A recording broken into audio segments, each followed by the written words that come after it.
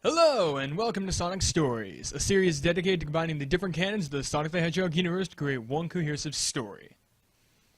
Now then, as always, before we begin, all of these stories told are non-canon and are not meant to be taken by Sega, Archie Comics, or the viewer as copyright infringement. This is simply a non-canon series by a fan who tells these stories in order to make sense of all the retcon and confusion when it comes to the plot and lore of the Sonic universe.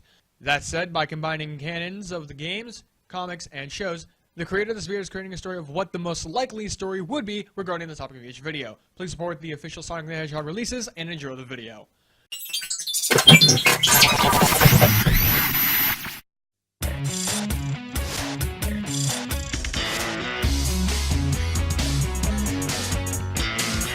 No heroes without their corresponding villain, and boy, does Sonic know how to pick them. Each one can have their own video at some point in the future, but today, as you can tell by the music, we are talking about the origin of Dr. Eggman.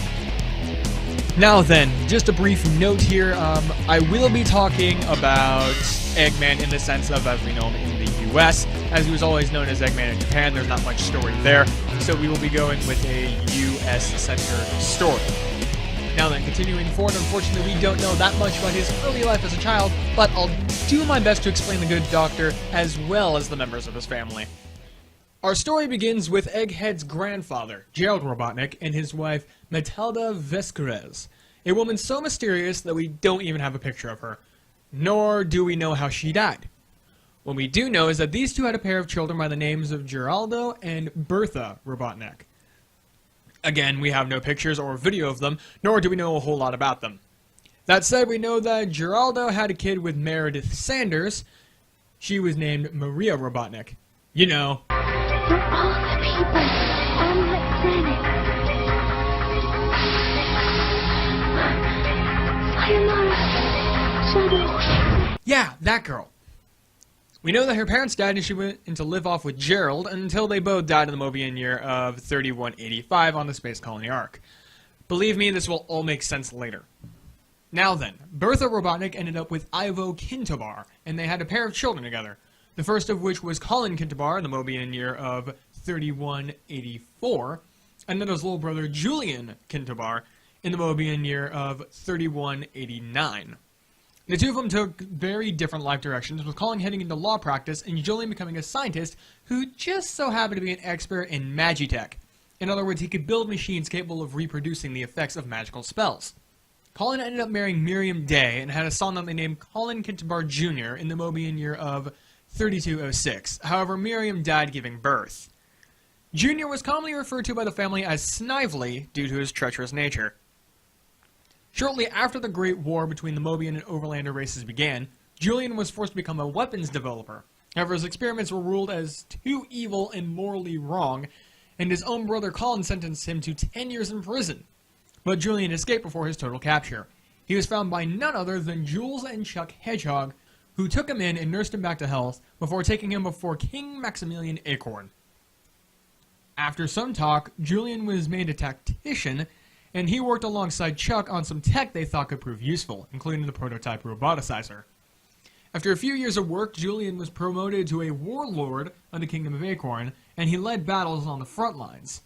After hearing this, Colin joined the war so he could at least take part of ending his brother's life. Colin Jr., on the other hand, left his father behind and joined Julian, becoming his assistant. Fun fact, did you know that Colin shot out the left eye of Tails' Prowler's father, Armadeus? But that's a story for another time. Anyway, due to the tactical advantages given by Julian, the Mobians won the war and came to peace with the Overlanders.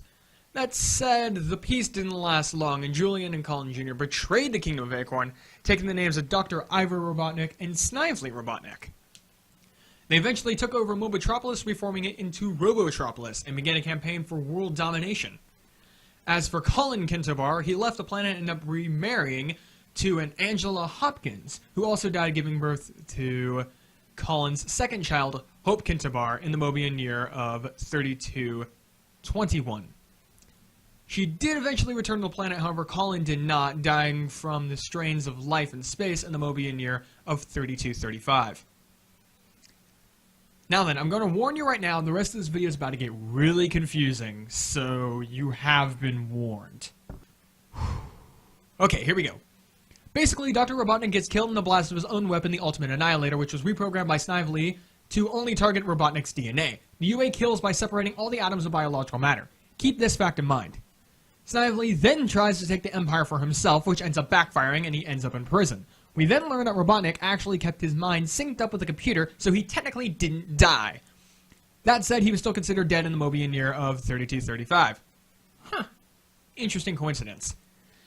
Anyway, this computer that stored his mind built Robotnik a new body made of machines and inserted all of his brain's information into the bot, creating Robo-Robotnik. I cannot make this stuff up. Robo-Robotnik then busted Snively out of jail by hacking the mainframe.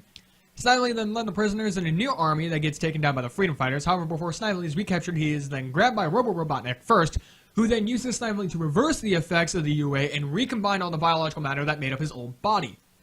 That said, the process was unsuccessful and they created a whole new body instead of recreating the original. Robo-Robotnik went ahead with this new body anyway, transferring all of his memories and thoughts out of the robotic body into the new body. With this rebirth, as he called it, he took up the name of Eggman out of spite of his old nickname that Sonic used to use to make fun of him. He would show Sonic, no, the world, what he was capable of, and fear would be synonymous with him, as he started up the second Robotnik War.